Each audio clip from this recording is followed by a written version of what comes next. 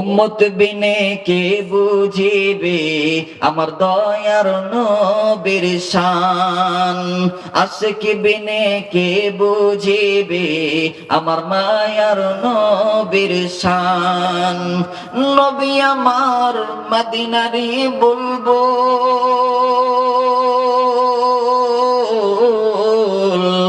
নবী আমার মদিনারি বুলবুল।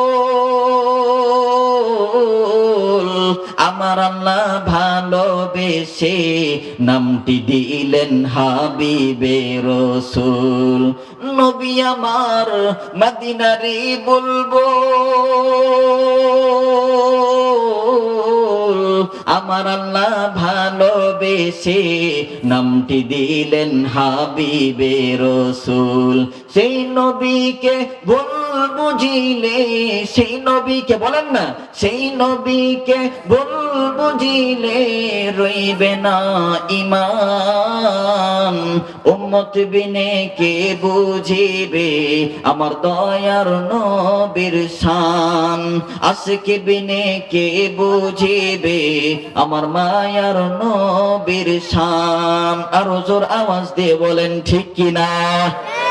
আমরা উম্মত হইয়া আমরা যদি নবীদের শান না বুঝি, নবীজির উম্মত হইয়া নবীদের শান বুঝার, মান বুঝার, মর্যাদা বুঝার দরকার আছে কি নাই? স্পষ্ট বক্তব্য। নবীজিকে নিয়ে কেউ যদি বাজে মন্তব্য করে আমরা ওনাদের সাথে নাই। রাজি আছি না ইনশাআল্লাহ?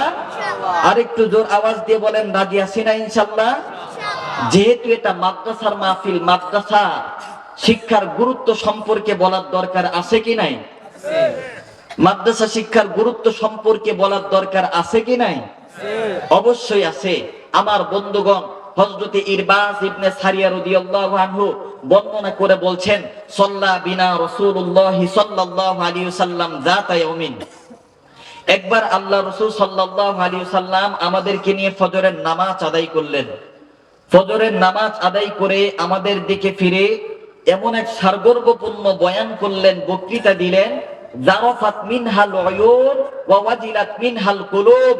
ফাকালা রাজুলুন ইয়া রাসূলুল্লাহ। হযরত ইরবাজ ইবনে সারিয়া রাদিয়াল্লাহু আনহু বলছেন, যেই বয়ান শুনে, বক্তৃতা শুনে আমাদের সকল সাহাবা ইকরামের অশ্রু সজল হয়ে গিয়েছিল, অন্তরটা একেবারে বিগলিত হয়ে গিয়েছিল। আমার বন্ধুগণ, ওই মজলিসের মধ্যতে একজন সাহাবী দাঁড়িয়ে বললেন, ইয়া রাসূলুল্লাহ, আপনার বয়ান শুনে, বক্তৃতা শুনে মনে হচ্ছে আপনি আমাদেরকে বিদায় দিচ্ছেন, বিদায় জানাচ্ছেন। এজন্য আপনি আমাদেরকে ওসিয়ত করুন, ফাআউসিনা। ওই সময় নবীজি সাল্লাল্লাহু আলাইহি ওয়াসাল্লাম ওই মজলিসের মধ্যে ওসিয়ত করেছিলেন। এই ওসিয়ত সমূহের মধ্যে এক নাম্বার ওসিয়ত ছিল ইত্তাকুল্লাহ, আল্লাহকে ভয় করো। একটু গভীর মনোযোগ দিয়ে শুনেন। ওই মজলিসের মধ্যে একজন সাহাবী দাঁড়িয়ে বললেন, ইয়া রাসূলুল্লাহ, আপনার বয়ান শুনে, বক্তৃতা শুনে মনে হচ্ছে আপনি আমাদেরকে বিদায় দিচ্ছেন, বিদায় জানাচ্ছেন। এজন্য আপনি আমাদেরকে ওসিয়ত করুন। আমার বন্ধুগণ, ওই মজলিসের মধ্যে একজন সাহাবী দাঁড়িয়ে বললেন, ইয়া রাসূলুল্লাহ, ওসিয়ত করুন। নবীজি ওই মজলিসের মধ্যে গুরুত্বপূর্ণ ওসিয়ত করেছিলেন। এই ওসিয়ত সমূহের মধ্যে এক নাম্বার ওসিয়ত ছিল ইত্তাকুল্লাহ, আল্লাহকে ভয় করো। এখন আপনারা বলবেন, হুজুর আমরা আল্লাহকে ভয় করব কেমনে? এই বিষয়টা একটু বুঝেন। মনে করেন আপনার সামনে দিয়ে একজন সুন্দরী যুবতী রমণী আসতেছে, আপনি শুধু আল্লাহর ভয়ে আপনার নজরটাকে হেফাজত করলেন, আপনার নজরটাকে নিম্নগামী করলেন। আপনার সামনে হালাল হারাম উভয়টাই আছে।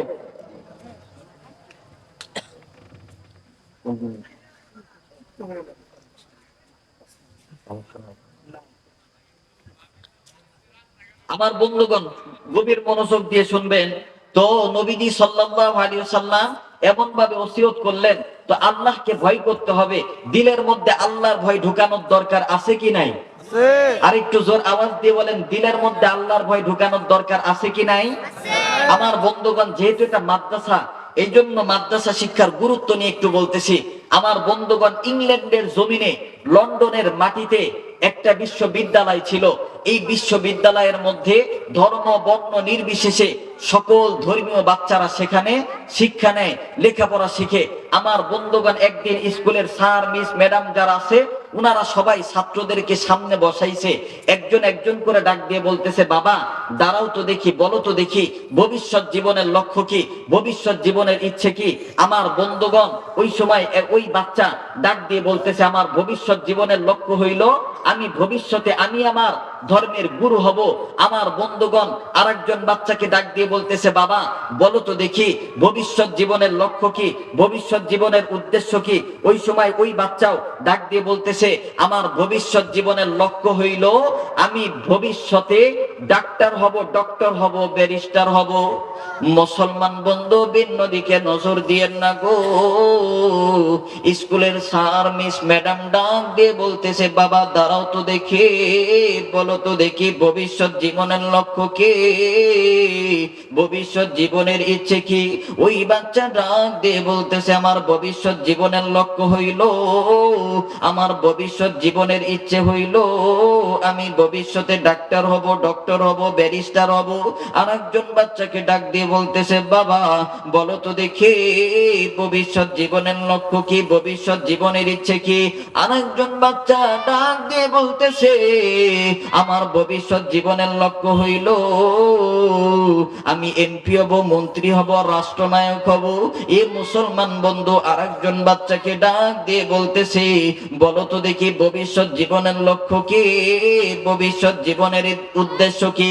ওই বাচ্চা ডাক দিয়ে বলতেছে, আমি দেশের সেবা করব, আমি দেশের সেবা করব, আমি জনগণের সেবা করব, আমি জনগণের সেবক হব।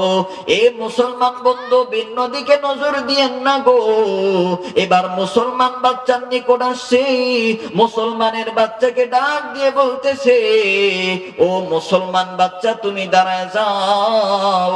স্কুলের স্যার মিস ম্যাডাম ডাক দিয়ে বলতেছে, মুসলিম বাচ্চা তুমি দাঁড়াও, বলো তো দেখি ভবিষ্যৎ জীবনের লক্ষ্য কি, ভবিষ্যৎ জীবনের উদ্দেশ্য কি। ওই মুসলিম বাচ্চা ডাক দিয়ে বলতেছে, আমার ভবিষ্যৎ জীবনের লক্ষ্য হইল আমি ভবিষ্যতে সাহাবী হব। জোরে কোন আল্লাহু আকবার।